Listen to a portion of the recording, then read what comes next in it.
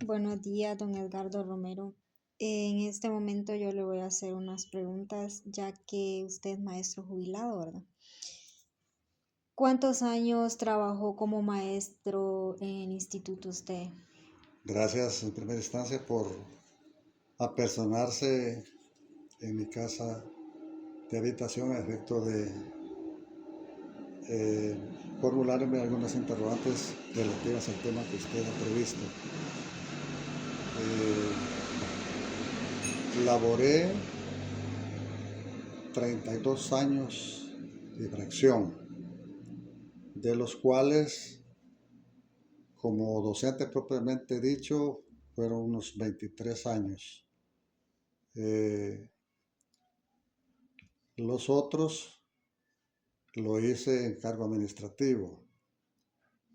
eh, un año como maestro auxiliar con funciones de director y los demás me desempeñé como subdirector de la que antes se llamaba Escuela Primaria John F. Kennedy y que hoy se le denomina Centro de Educación Básica.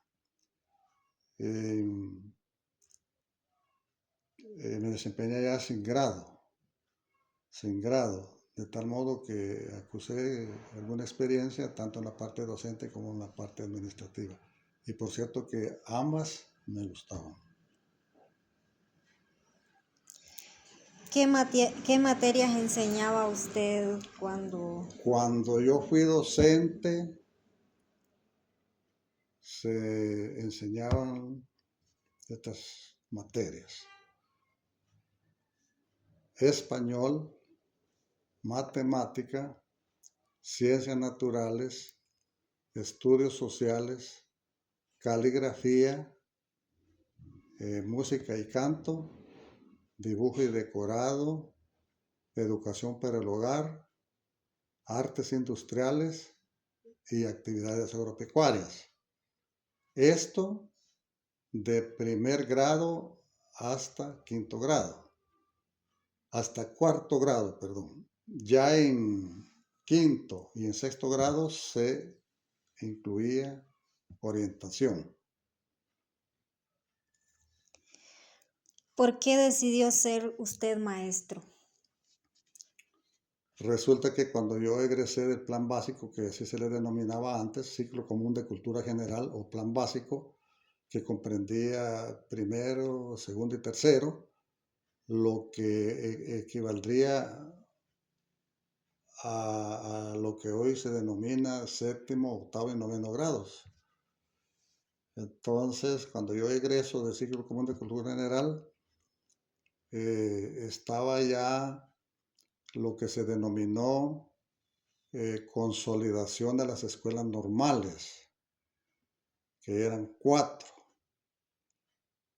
La escuela normal de Villa Ahumada, Danlí, El Paraíso, Escuela Normal Pedro Nufio de Tegucigalpa, municipio del Distrito Central, Escuela Normal de Occidente en La Esperanza en Tibucá y la Escuela Normal de Varones Centroamérica, el Edén Comayagua, que fue donde yo estudié.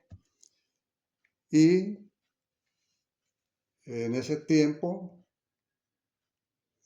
hubo la opción de estudiar con beca. Entonces ya un año antes habían estado en la normal compañeros de colegio que fueron míos allá en Comayagua, y entonces ellos me exhortaron a que me fuera a estudiar allá a Comayagua y que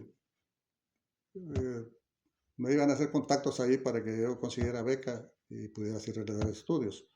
Entonces, de esa manera fue que yo me fui para Comayagua y efectivamente pues logré que se me otorgara beca para estudiar ahí. En esos tiempos la beca significaba como 30 lempiras mensuales. era internado.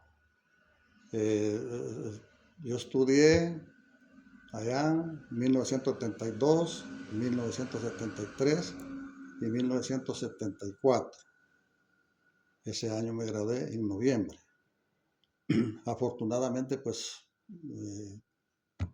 me fue de provecho, me fue muy bien en los estudios, logré salir airoso y llegué pues al momento de obtener el honroso título de maestro de educación primaria.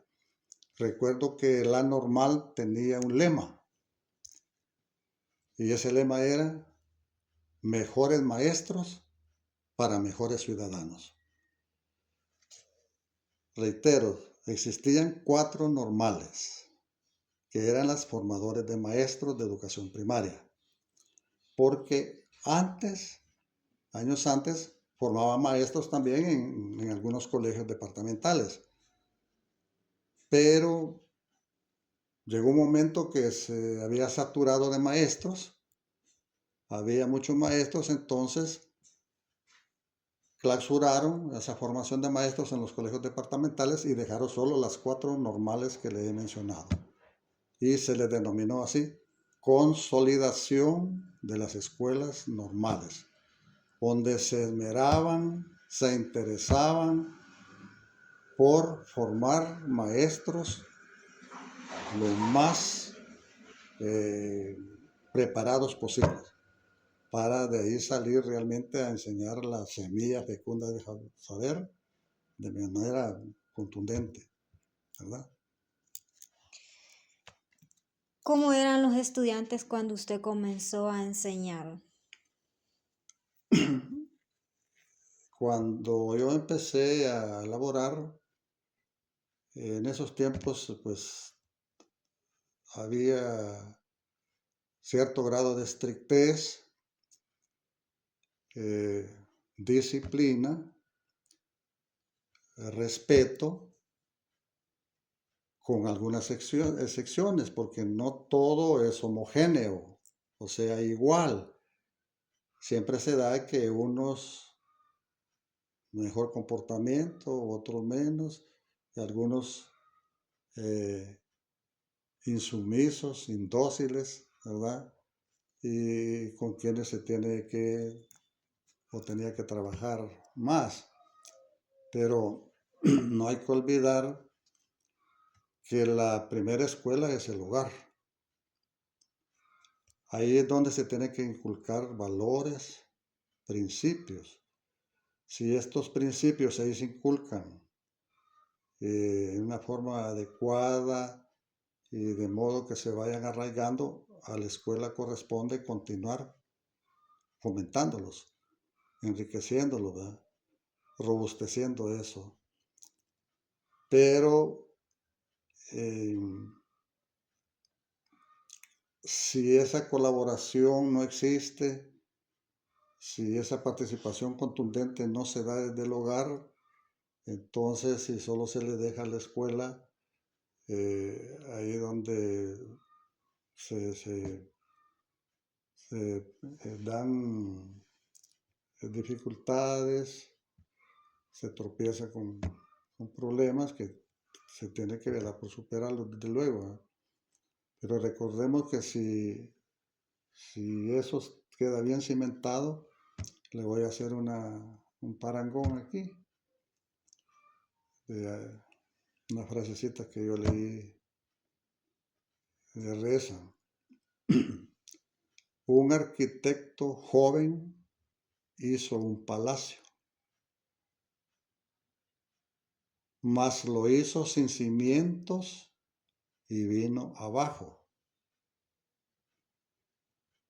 Entonces, deducción, lo que se infiere de eso. Si los principios no son buenos, los fines lo son aún menos. De ahí pues la importancia, la relevancia de la participación en primera instancia en el hogar, inculcando esos valores, esos principios y cimentarlos debidamente. La escuela corresponde continuar con ellos, seguir fortaleciéndolos. Luego la sociedad.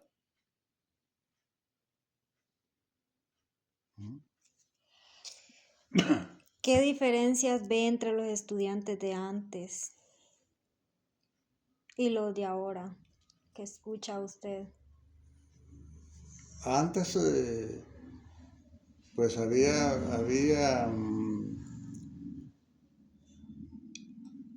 en el tiempo que yo serví como docente, al menos en la escuela donde laboré, había doble jornada. Íbamos por la mañana y por la tarde a servir clases. Entrábamos exactamente a las 8 de la mañana y salíamos a las 11:10. Claro, uno tenía que estar antes de las 8, ¿verdad? Porque exactamente a las 8 era que ya iniciaba las clases. Salíamos a nuestras casas a tomar el almuerzo y por la tarde entrábamos a clases a las 2 de la tarde y salíamos a las 4:10. A las 4:10. Y en ese tiempo los alumnos eh, había respeto, muchos de ellos, ¿verdad? Saludaban tanto al ingresar al establecimiento o se lo encontraban a uno en la calle, como al salir del mismo. Y uno de maestro, pues del aula, para entrar al aula tenían que hacer formación. Y cuando salían, que ya para sus casas, igualmente formados y uno los iba a dejar hasta el portón, ¿verdad? Que da entrada a la institución. ¿Cree que los jóvenes han cambiado en su forma de pensar o comportarse?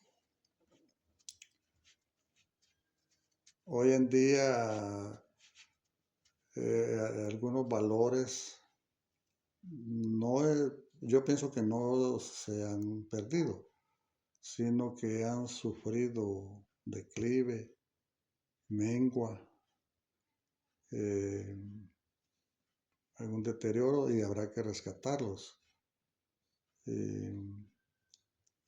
Ya el saludar, por ejemplo, con algunas excepciones, porque siempre las hay, uno encuentra así alumnos que no dan lugar que uno los salude, ni mucho menos ellos a uno, ¿verdad? Entonces, en ese sentido ha habido cambios. Habrá que rescatar eso, ser perseverante, porque la perseverancia es fundamental. Si uno va a formar eh, hábitos deseables, hay que ser constante en esa formación, estarlo repitiendo. Si dice deposite la basura en su lugar, hasta el recipiente para que deposite la basura, no hacerlo solo el día lunes, sino que todos los días, porque el hábito es la repetición de algo y tiene dos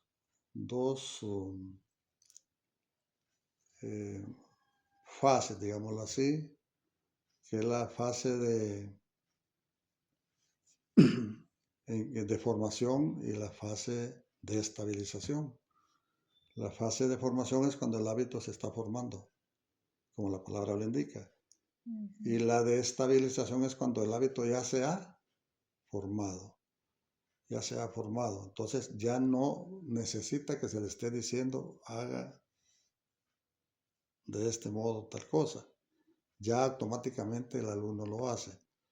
Entonces ahí lo importante del valor de la perseverancia, ¿verdad? Ser constante. Y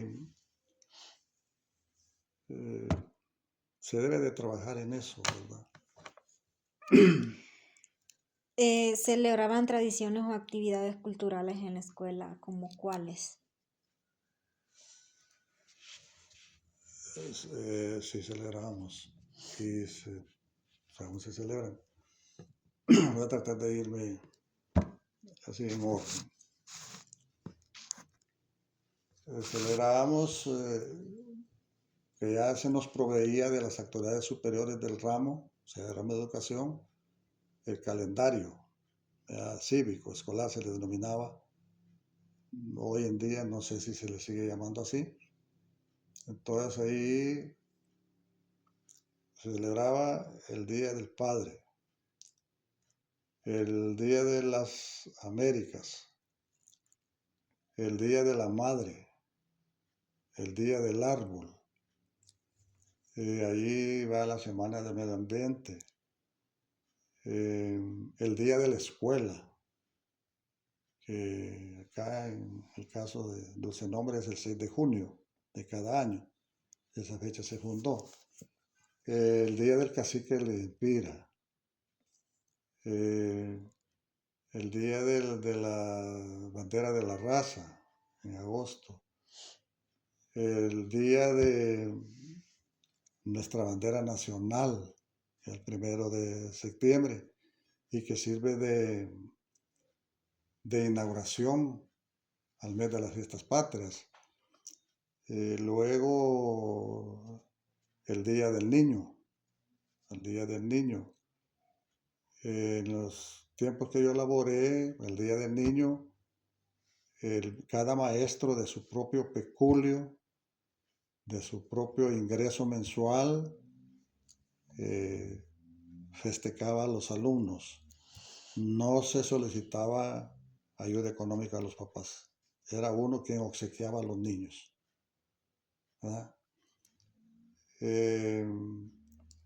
Celebrábamos el Día de la Alfabetización, es el 8 de septiembre. Luego el cumpleaños de la patria, el 15 de septiembre. Y la llegada de los pliegos de independencia, el 28 de septiembre. Y el nacimiento del general Francisco Morazán, el descubrimiento de América, el 21 de octubre también, que lo celebramos, ¿verdad? Esas tradiciones o costumbres o actividades, como digas, no se han perdido, ¿verdad? Siempre. No, esto lo hacen actualmente. Todo esto que yo le indiqué se hace actualmente. Y hoy en día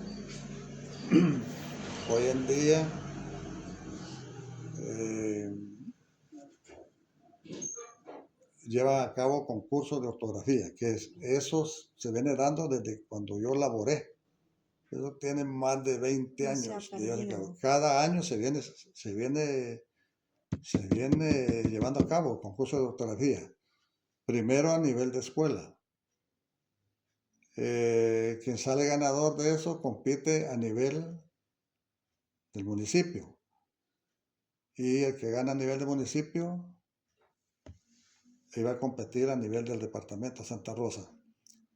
Creo que el año pasado, año antepasado, ya a nivel del departamento no se cristalizó. Espero de que eso se reanude, ignoro la causal, pero acá se sigue manteniendo eso, en el ánimo de afianzar eso tan importante que es la ortografía, ¿verdad? Hacer énfasis en ello. Y por esa causa fue que se creó el llevar a cabo concurso de ortografía, que viene desde hace 30 o más años y aún se mantiene. ¿Cómo participaban los padres de familia o la comunidad en la escuela antes?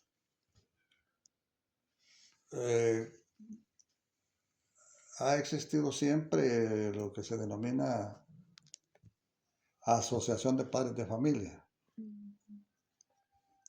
y más comúnmente sociedad de padres de familia. Entonces se formaba una sociedad de padres de familia a nivel de sección y una general, o sea, de toda la escuela, ¿verdad? En asamblea se convocaba a los padres de familia y ahí se elegía la sociedad de padres de familia. A nivel de sección o de grado, esas se encargaban de hacer actividades, se veía qué necesidades había en el aula y ellos participaban haciendo actividades, colaborando ahí para subsanar esas necesidades, ¿verdad? Y la sociedad ya a nivel de toda la escuela, de la sociedad general, pues igualmente se detectaban actividades, como dijera, necesidades ingentes en el centro educativo y entonces se veía, se planificaba qué actividades realizar para generarse algunos ingresos y orientarlos a cubrir esas necesidades, ¿verdad? Podría ser que hacía falta escobas, que trapeadores, que algunos implementos, entonces ahí coadyuvaban ellos. Me dejó una de cómo daba las clases. Ahí de con qué forma servía la clase, viene por ahí.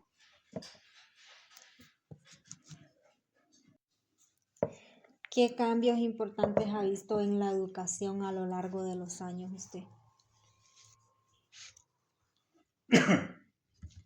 Mire, cuando yo inicié acá, existían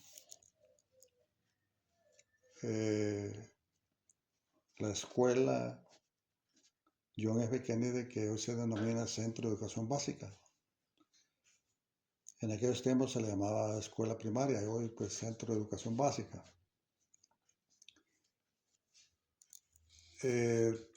Un kinder, un jardín de niños, un jardín de niños. Eso fue ahí en 1977, que había ahí por el 78, 79 se creó un instituto. Instituto Margarita de Amira Crispe. Primero fue con carácter privado.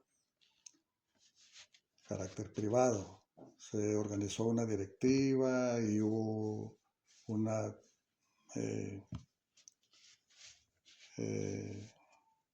monja oriunda de acá de Dulce Nombre que se interesó muchísimo porque se fundara un instituto acá. Hizo las diligencias pertinentes y, como le decía, se organizó una directiva, hicieron las gestiones y logró la creación del instituto, pero primero fue privado y ahí trabajamos varios maestros, varios maestros que trabajamos en la escuela, en las horas libres, íbamos a dar alguna clase en el colegio. Y todo iba con vistas a que más adelante fuera semioficial y posteriormente oficial, y eso se logró. Después de ser privado pasó a ser semioficial al paso de algunos años y posteriormente oficial. Entonces ya con catedráticos que quedaban de planta allá en el instituto. Y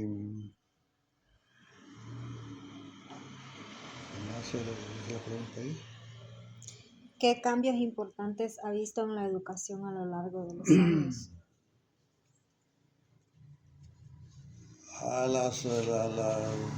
Ha venido en infraestructura, se han dado cambios, construcción de escuelas, reparación de otras, creación de otras, y como oferta académica, ahora se cuenta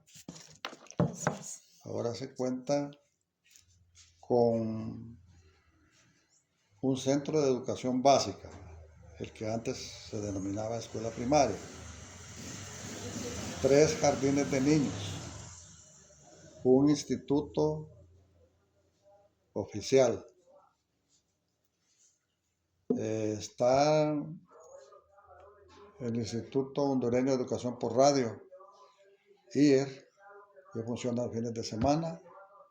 También ICEMED, que funciona fin de semana y se acaba de aperturar lo que es Educatodos, que existió años atrás, se había interrumpido, pero hoy ya se volvió a crear.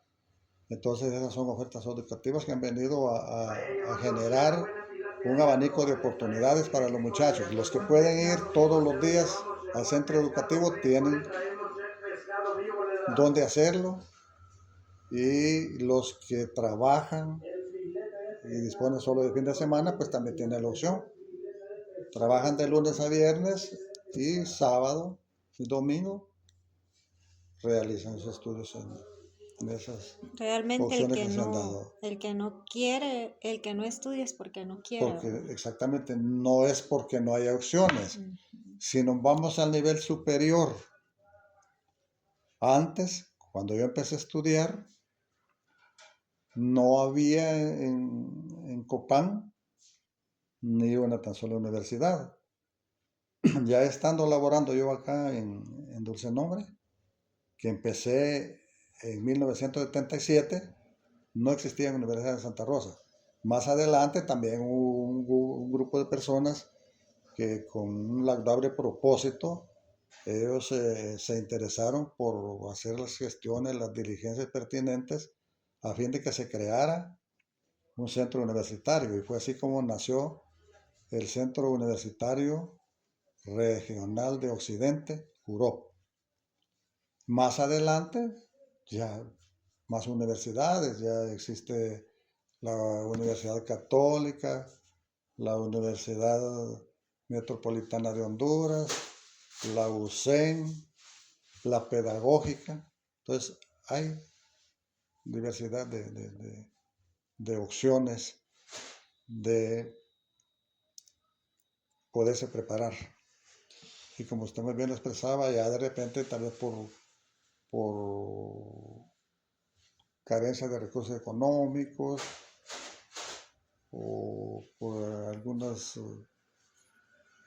circunstancias que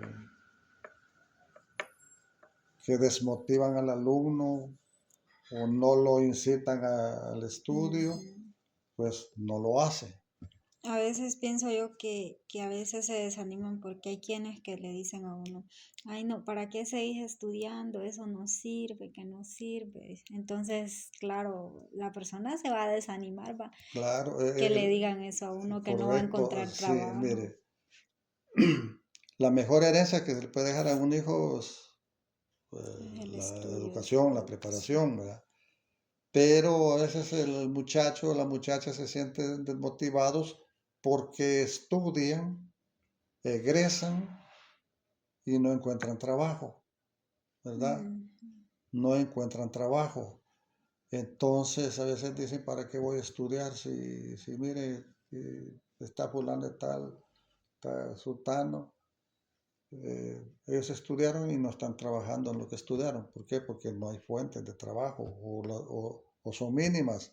También Otra por eso. cosa es la paga, ¿verdad? Que no le da, si le toca desplazarse del lugar donde reside a otro lugar para desempeñar el papel, ¿verdad? Esa labor, lo que recibe como paga no le alcanza para cubrir los gastos de estadía y de alimentación. Entonces se siente en esa parte, pienso yo, como desmotivado, Sí, desanimado, ¿verdad?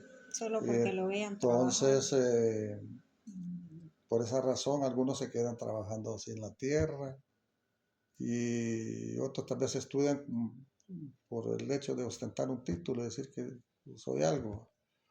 O con la visión de que más adelante puede ser que se presente una oportunidad y saben, bueno, tú tienes título de tal. Pero sea una u otra cosa, yo siempre he pensado y aconsejado que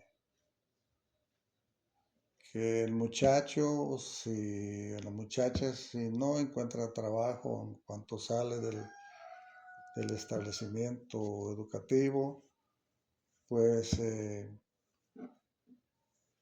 no desfasarse, siempre leer, retomar ahí cuadernitos que llevó o al poder comprar un libro, comprarlo, y yo que tener esa herramienta, ¿verdad?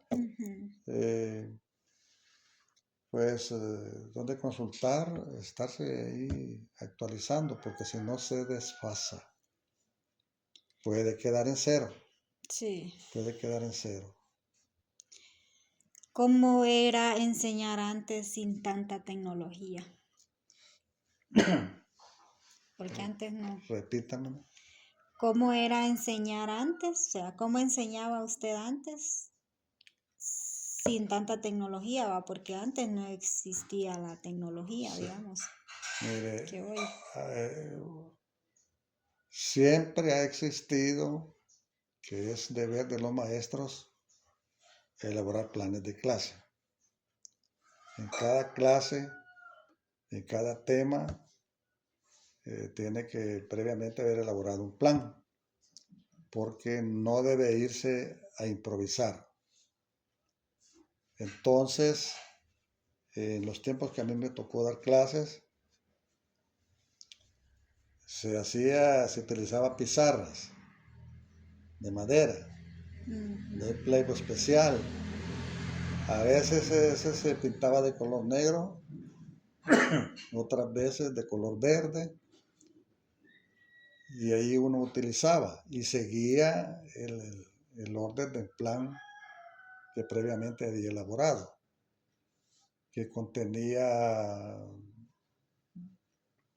actividades de datos generales, actividades iniciales. Ahí en actividades iniciales comprendía motivación. En motivación el maestro podía utilizar preguntas exploratorias, ¿verdad? Luego venía actividades de desarrollo, era cuando ya se desarrollaba el tema en sí. Y finalmente actividades finales, ¿verdad? Últimamente actividades finales, donde venía ya la evaluación, que podía ser formulando preguntas al grupo, o formulando preguntas a pequeños grupos o preguntas individuales, ¿va? Para uno percatarse, asegurarse, cerciorarse si el alumno había asimilado, había captado. Si, si percibía que había necesidad de reforzar, entonces uno realizaba, eh, daba nuevamente eh, clases en las partes donde había alguna falencia, alguna debilidad, y eso se le llamaba retroalimentación.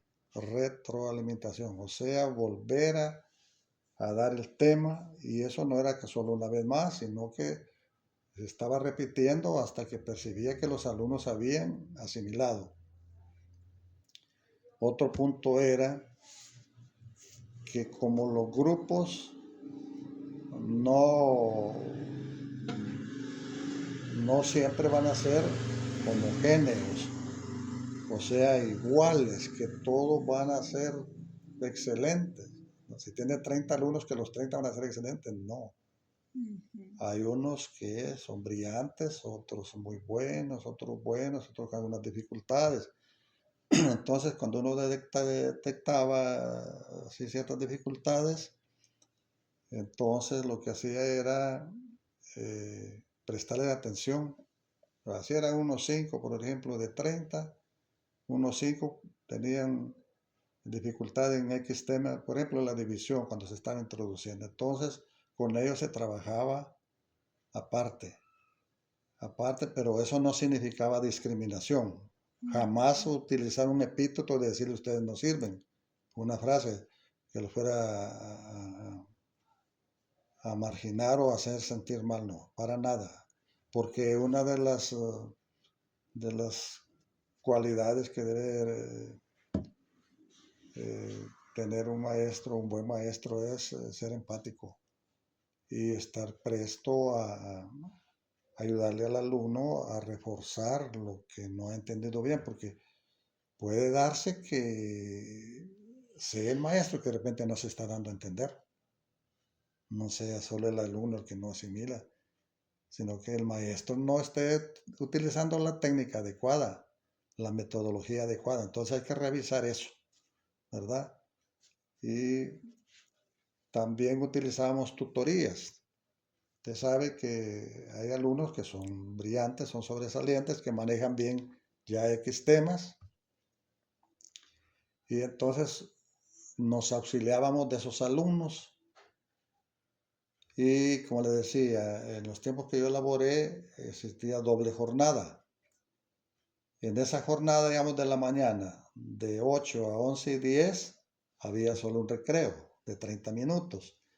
Y en la jornada de la tarde, que era de 2 de la tarde a 4:10 de la tarde, otro recreo de media hora. Entonces uno hablaba con los niños y les decía, mira, yo quiero que tú superes ustedes superen esta dificultad. Eh, Vamos a ir paso a paso y aquí solo 3 o 5 va a ser más fácil para que ustedes capten, asimilen la técnica. Entonces, de los que ya manejaban bien el tema, uno se auxiliaba, les pedía lo que se llamaba tutorías, que le ayudaran con los que tenían una dificultad. Decía, de los 30 minutos que comprende el recreo, vamos a utilizar 10, 15 minutos para enseñarles solo a usted aquí los pasos otra vez, ¿verdad? Para resolver esto. Y también el maestro se sentaba con los dos, no es que solo dejaba a los niños. En mi caso así lo hacía. Y luego lo sacaba a recreo sus 15 minutos, ¿verdad? Eso era por unos días. Y también no era que se hacía eso impuesto, sino que se hablaba con los niños que destacaban, decían, mire, yo quiero que me apoyes en esto y esto. Esto se le va a llamar tutor, y va a ser por unos días mientras superan tus compañeros esta dificultad. Una vez superada, volvemos todos parejos con el grupo. ¿Cree que la educación ha mejorado o ha empeorado con el tiempo? ¿Por qué?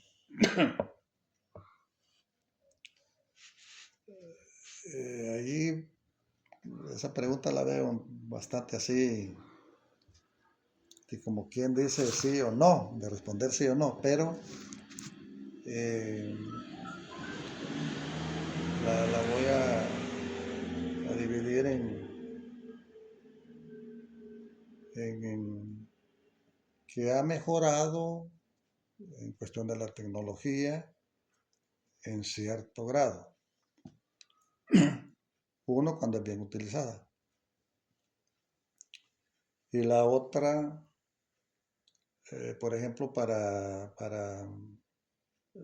venido a facilitar la comunicación entre el maestro, padre de familia, en el sentido que ya forman en su chat, algo así, rapidito le comunican y mire, eh, deja de asignación tal cosa, ¿verdad?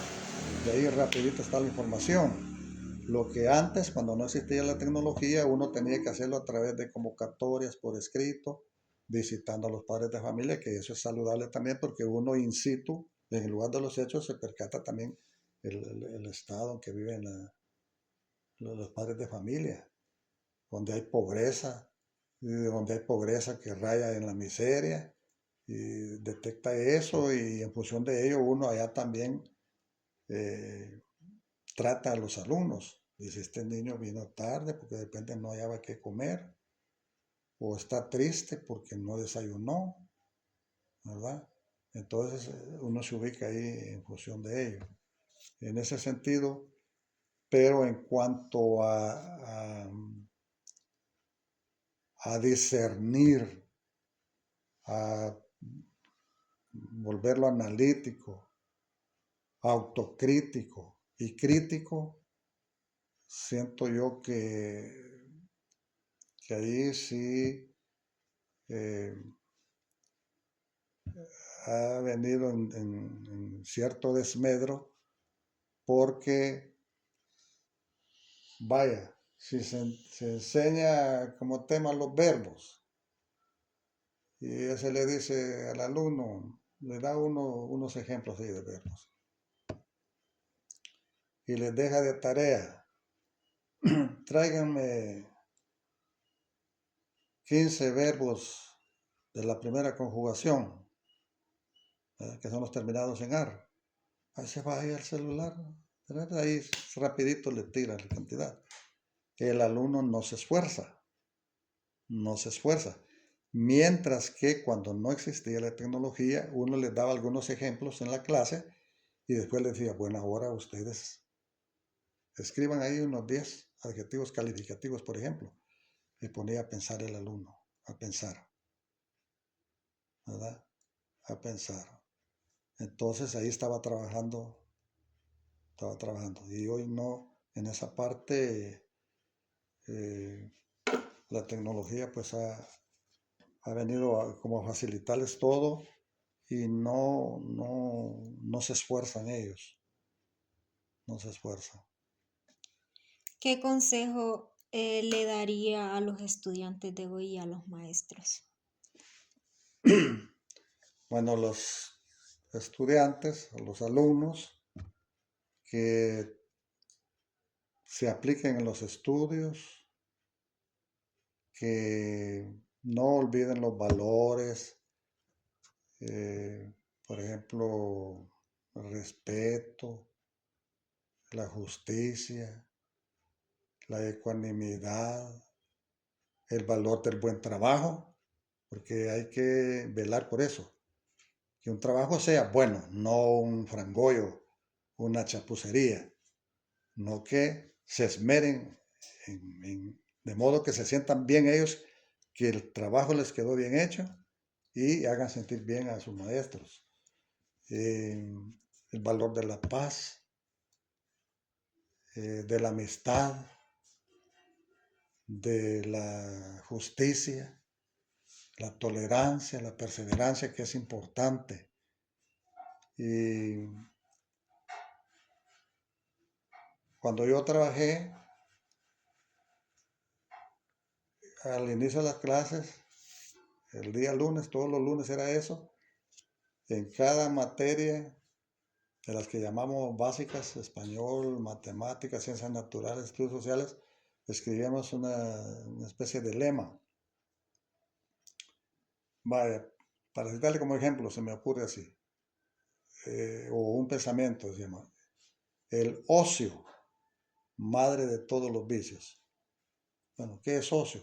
Ocio es estar desocupado, estar de haragán, no hacer nada.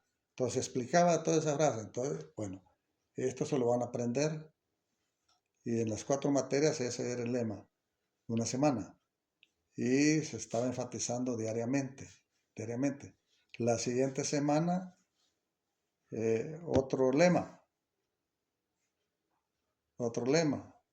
¿verdad? Ejemplo, la lectura es a la mente lo que el ejercicio es al cuerpo. Explicaba uno el contenido de ese lema a los niños y les decía, bueno, esto solo tiene que aprender.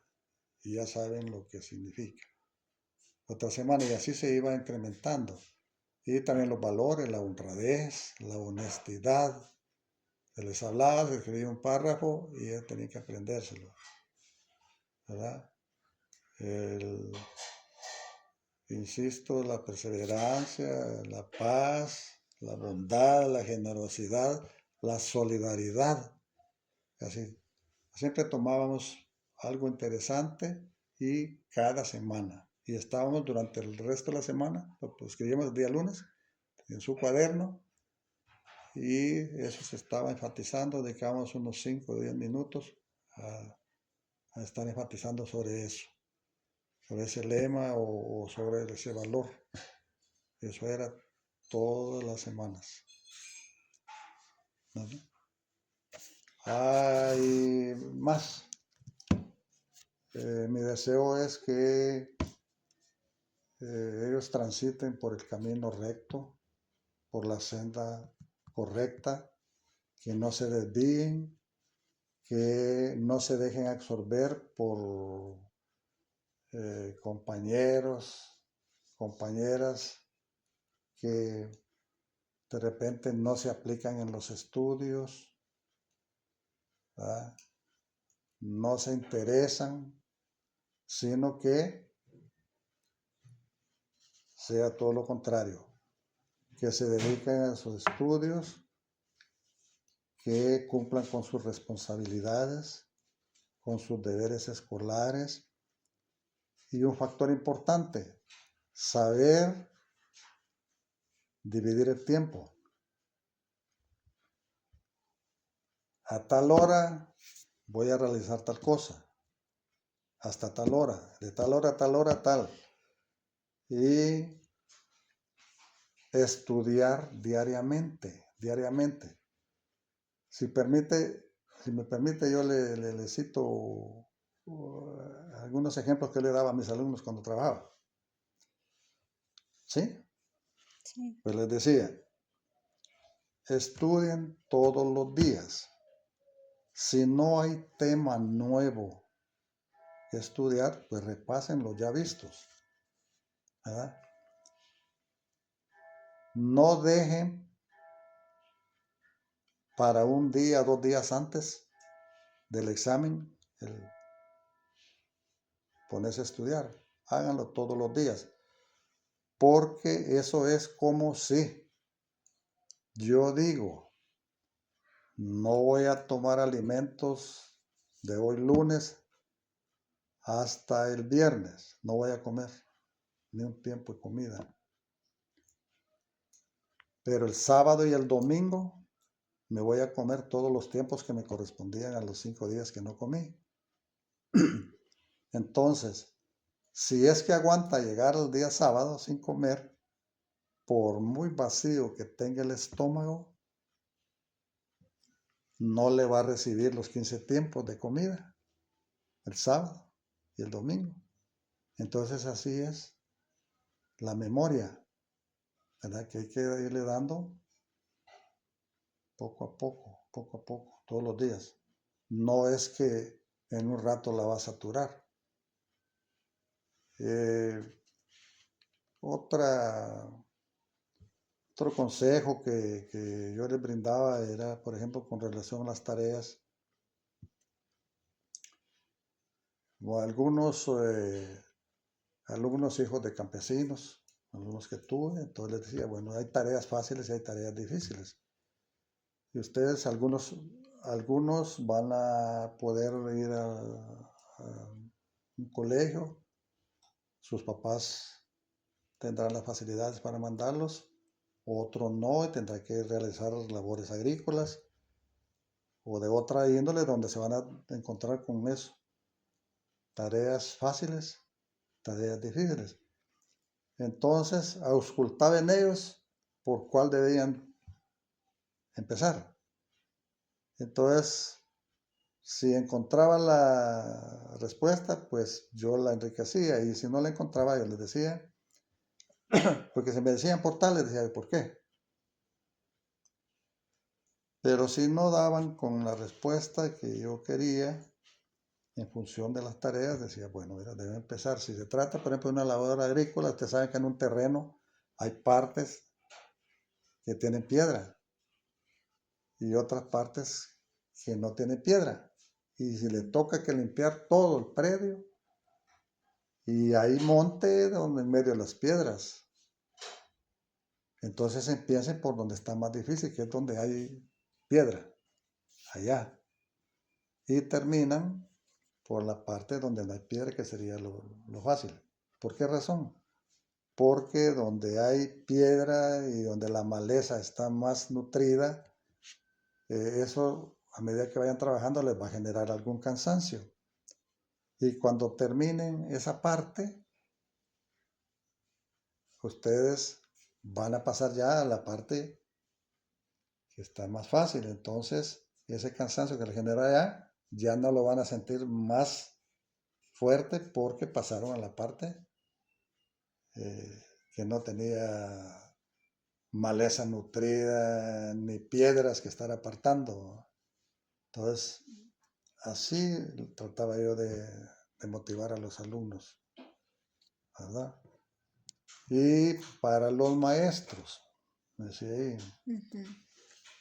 yo siempre, como trabajé como docente, ahí aproximadamente 23 años, y y ahí alrededor de 9 años en parte de cargo administrativo,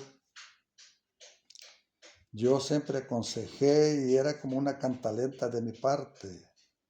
Decía a mis compañeras y compañeros, preparación sólida, prepárese, porque de modo que usted sienta que domina el tema, que maneja el tema